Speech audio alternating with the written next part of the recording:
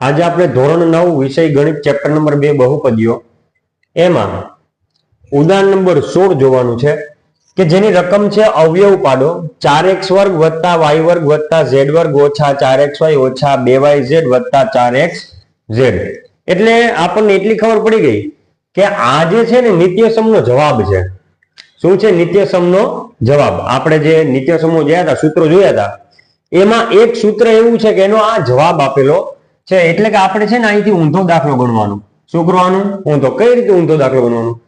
તો કે એક લીટી છોડી અને બીજા સ્ટેપમાં જો આ રીતે તમે કરશો તો તમને સરળતા રહેશે દાખલો સોલ્વ કરવામાં। એક લીટી છોડી અને બીજી લીટીમાં શું કરવાનું? 4 કોનો વર્ગ તો કે 2 નો, x વર્ગ કોનો વર્ગ તો કે x નો, y વર્ગ કોનો વર્ગ તો કે y નો, z વર્ગ કોનો વર્ગ તો કે z નો, આખા કૌંસનો વર્ગ।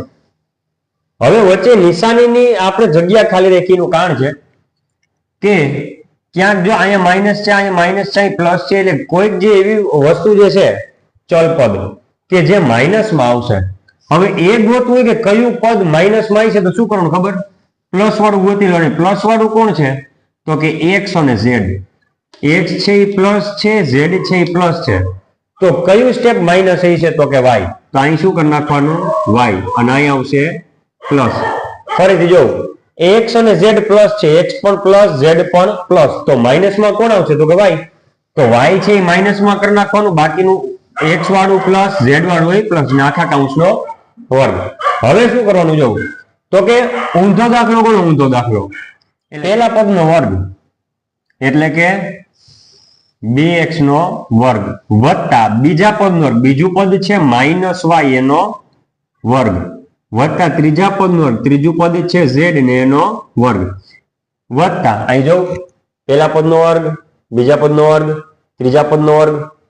આ રીતનું આપણું સ્ટેપ ગોઠવાનું। એ પછી નિત્યસમનો આપણે ઉપયોગ કરીએ છીએ તો 2x નો વર્ગ પહેલું પદનો વર્ગ, માઇનસ y નો વર્ગ એટલે બીજા પદનો વર્ગ, z નો વર્ગ એટલે કે ત્રીજા પદનો વર્ગ।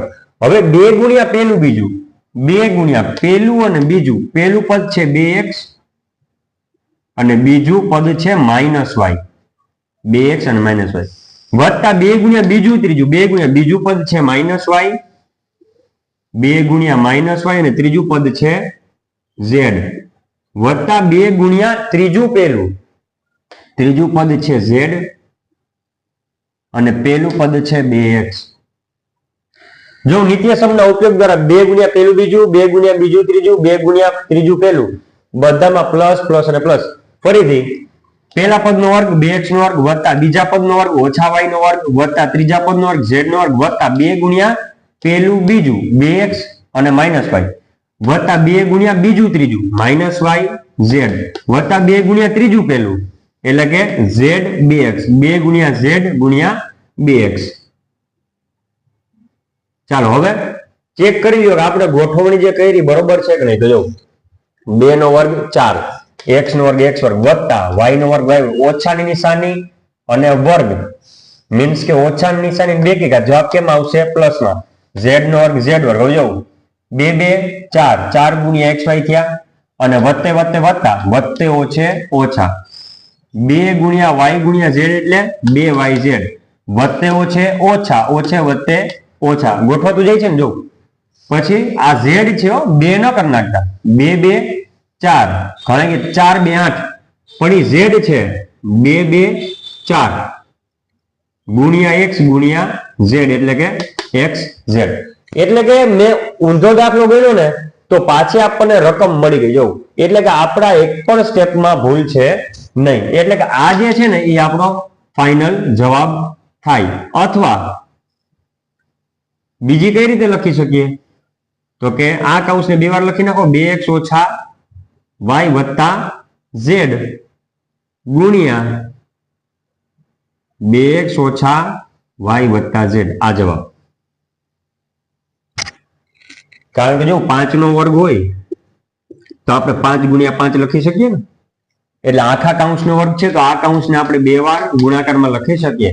શું કર્યું તો જો 4 કોનો વર્ગ તો કે 2 નો, x વર્ગ કોનો વર્ગ x નો, y વર્ગ કોનો વર્ગ y નો, z વર્ગ કોનો વર્ગ z નો।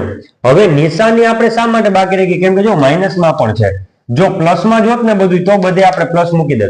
હવે એવો કયો ચલ છે કે જે માઇનસમાં આવશે એ જોવા માટે આપણે શું કર્યું તો કે પ્લસ વાળું ગોતી લીધું. જો એક્સ પણ પ્લસ અને ઝેડ પણ પ્લસ, તો માઇનસ કોણ હોય તો કે ભાઈ વાય છે એ માઇનસ. પછી આપણે ઊંધો દાખલો ગણી નાખ્યો.